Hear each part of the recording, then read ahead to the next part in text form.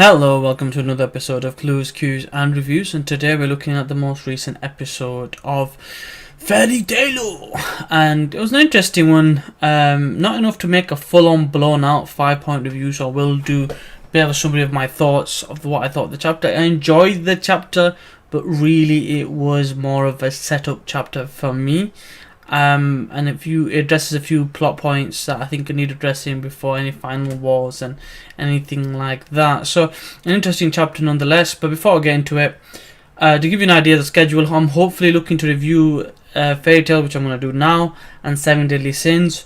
Hopefully Black Clover tomorrow, and more than likely either any manga I'm behind on. More than likely I'm going to do Platinum End tomorrow as well, and hopefully then Wednesday Hinamaru Zuma and probably Dragon Ball Super, depending on what else I want to kind of catch up. But that's all for that side of update. But without further ado, let's get into the So, chapter 481 of Fairy Tail, Historia of Corpses. Historia is basically the name of the spell or magic Nineheart uses. And it's an interesting psychological kind of magic. The thing you've got to bear in mind with this, I'm guessing they're gonna he's probably not that physically strong. It could surprise us, but his magic is based on dealing with, the emotional side of things and kind of overcoming those obstacles. Ultimately, what this chapter really entails of is showing his power, expanding his power, some of the characters of the past coming back, and basically overcoming obstacles. That's pretty much, in a summary, what the chapter is about. So, to expand on that and give some thoughts on a few things, what we first find out is probably the most affected by the whole thing is Kagura, and the real reason why she's probably the most affected is because she's an emotional person as a character anyway. I mean, that's just how she is, and one of the heavy motivations she has had is Simon, her brother, dying and blaming Jalal for it. So that is a key component of her makeup and her drive to be a magician, to get revenge, and that's pretty much been her kind of mental focus from a child to now. So maybe she hasn't matured as much as she'd like. She hasn't had as much kind of social experience compared to other people, because that has been a key focus of her life growing up, I guess.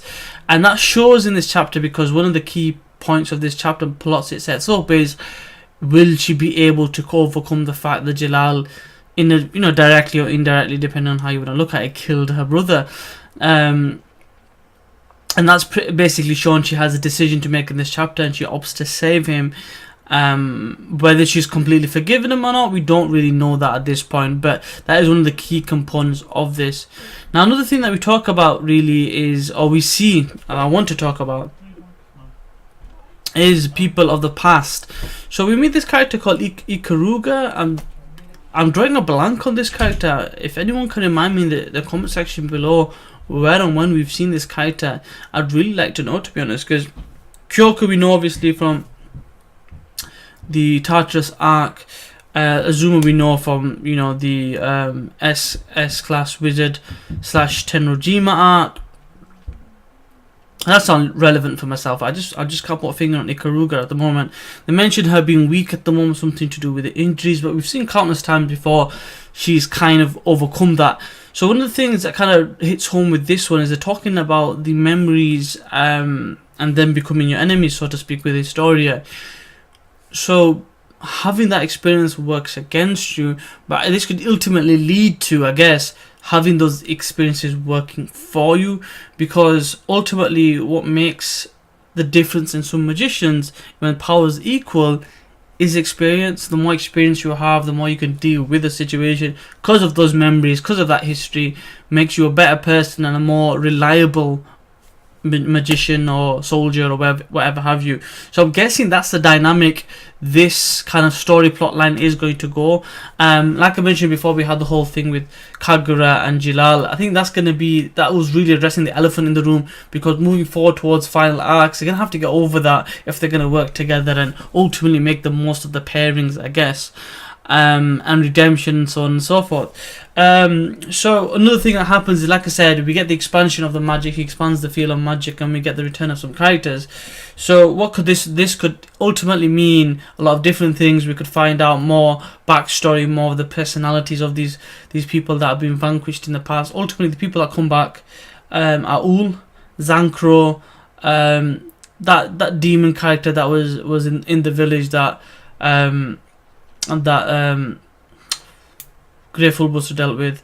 I think that's the person, unless I've gotten completely wrong. And we get Hadessa come back as well, Hades, Pyohito. So the few interesting characters that have come back. Now ultimately they're obviously being pitted against certain characters.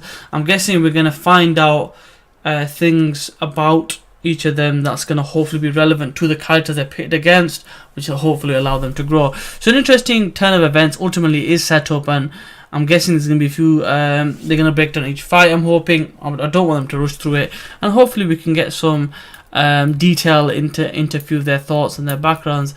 Completely how his story works hasn't really been fully explained. I'm hoping to find out very soon. But that's all I'm going to leave you with today, guys. Some speculation, some thoughts, bit of a review.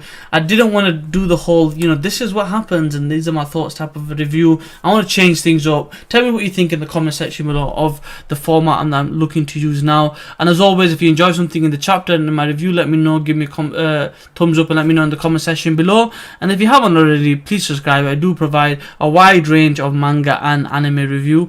I'm only going to get bigger and better, so please continue to show your support. I've finally got to 41. I'd greatly appreciate anyone subscribing to get me to 50 in the road to get to 1,000 by the end of the year. So continue to show your support, and I'll see you in the next one. But for now, peace.